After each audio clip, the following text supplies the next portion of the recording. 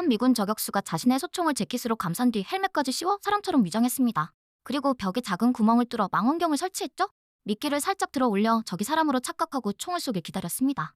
총성이 들리면 적의 위치를 알아낼 수 있다고 생각했죠. 하지만 상대 저격수는 생각보다 훨씬 영리했습니다. 끝내 방아쇠를 당기지 않았으며 오히려 주변을 계속 살피기 시작했죠. 그러던 중 미군 저격수는 작은 실수를 하고 말았습니다. 미끼로 세워둔 헬멧이 바닥으로 떨어져 버렸죠. 이제 머리만 내밀어도 적에게 저격당할 상황이었습니다. 설상가상으로 무전기까지 고장나 아무와도 연락할 수 없었죠. 주변을 살피던 그는 멀리 떨어진 무전기 하나를 발견했습니다. 나무 조각과 철사를 이용해 작은 갈고리를 만들었는데 거리가 너무 멀어 무전기까지 닿지 않았죠. 바로 그때 강한 바람이 불며 먼지가 사방에 날리기 시작했습니다. 그는 지금이 기회라고 판단했습니다.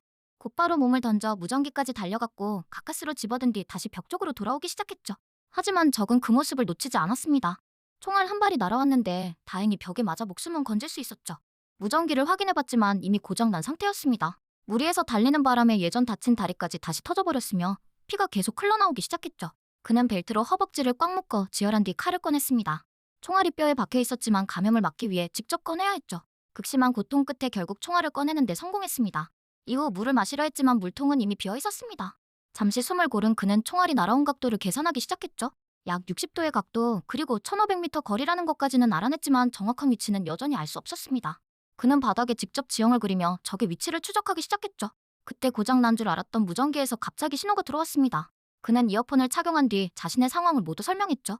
상대는 신호탄을 쏘라고 지시했습니다. 하지만 신호총을 드는 순간 이상한 점을 눈치챘죠. 무전기 속 목소리는 아군이 아니라 적 저격수였습니다. 게다가 목소리 뒤로 금속이 부딪히는 소리까지 함께 들리고 있었죠. 그는 일부러 대화를 이어가며 시간을 끌었고 그 사이 망원경으로 주변을 수색하기 시작했습니다. 마침내 적이 거대한 쓰레기 더미에 숨어있다는 사실을 알아냈죠. 하지만 또 다른 문제가 있었습니다. 정작 자신에게는 저격총이 없었던 것입니다.